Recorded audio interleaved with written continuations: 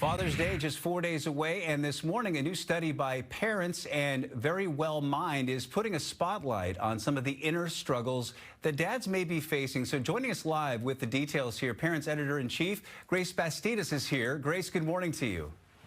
Good morning, Bill. So an interesting number here, 43% of dads said at least half of their stress level is related to childcare. And for anybody who's raised a child, I guess that makes some sense. But what did you find about why childcare is stressing dads out? Well, first of all, Parents and Verywell Family surveyed 1,600 dads. So a lot of dads on the transition into fatherhood, the mental load of parenting, and the emotional support they receive.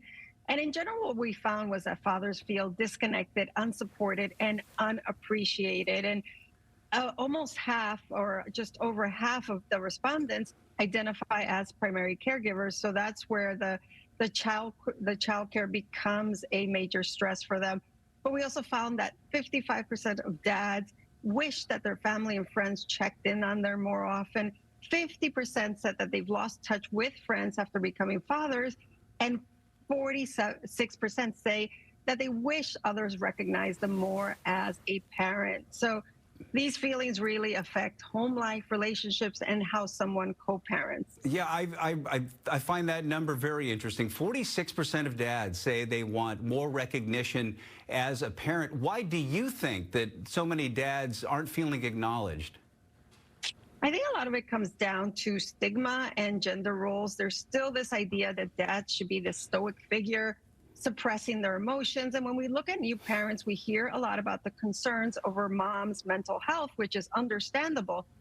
But we also know that 1 in 10 men and dads experience postpartum depression, and many times that's in silence. And unfortunately, 45% of our respondents say they feel judged for even talking about their mental health. And among those who consider therapy, 40% say they resisted therapy because they think they don't need it. And 1 in 4 choose not to see a therapist for fear of being judged by their peers. And when it comes to traditional gender roles, that further exacerbates these feelings. Dads do feel responsible for being the main breadwinner. 62% talk about stress, say earning an income is a major source of stress, and they're less likely to be involved in household chores, child-related responsibilities. So this dynamic minimizes the dad's role in the household and contributes to this impression that they don't need emotional support.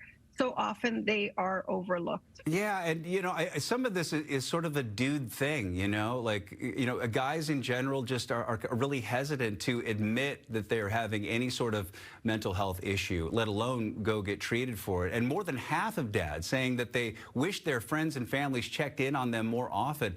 What are some simple and effective ways that we can check in on a parent? Well, just really quickly, I want to say that dads find it super important to talk to kids about their mental health, but they don't necessarily have those tools. So that's important to mention. But some of the things we can do is, starting with dads, identify what kind of support you're lacking.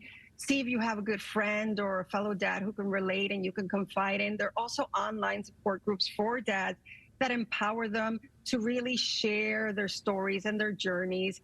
I think all of us can do more to reject this stereotype as dad not being vulnerable, and really make a safe space for men to express their emotions and increase communication. If you have a partner, discuss your goals, how you want to raise your kids, how you can work together, and how you can proactively ask for help and really check in on each other often, weekly if possible. And the other thing we found with our survey is that a lot of dads turn to self-care, and their idea of self-care is many times exercise, meditation, playing music, even taking a walk and getting some fresh air. Whatever you're into, 83% of dads say they prioritize their family's well-being over their own. And at Parents, we always say that setting time aside for yourself really makes you a better parent. Another number that stands out here, 45% of dads say that they feel judged for talking about their mental health. And you mentioned that earlier, but to drill down on that just a bit, what is driving that perception? Well, they feel self-conscious to talk about it. They think they're going to be judged, right? And for primary caregivers, they struggle even more with these multiple aspects of support.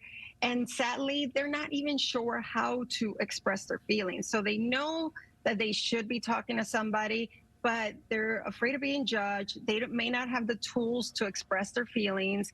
And it just becomes a big struggle, and it gets cyclical as well, because while they think it's important to talk to kids about mental health, they just struggle to do so. Right. Okay. So we were just talking a moment ago about what we wanted for Father's Day. So how can we best show our dads love and appreciation on Father's Day? Bottom line, dads aren't getting the support they need. They may not be able to ask for it. They're feeling constrained by societal stigma. So I think it's on all of us to check in on the dads in our lives, see how they're doing, and not just on Father's Day, but beyond that as well. I love that. So, Parents Editor-in-Chief Grace Bastidas joining us. Thank you so much for your time. Great perspective here. Thanks, Bill. All right, let's check back in on that question of the day. We would like to know, have you already purchased your Father's Day gift yet? Be honest. Share your answer by scanning the QR code that you see on your screen, or you can vote at fox13seattle.com/poll. 70% still on the to-do list. We're going to check back in, get the final results a bit later in the hour.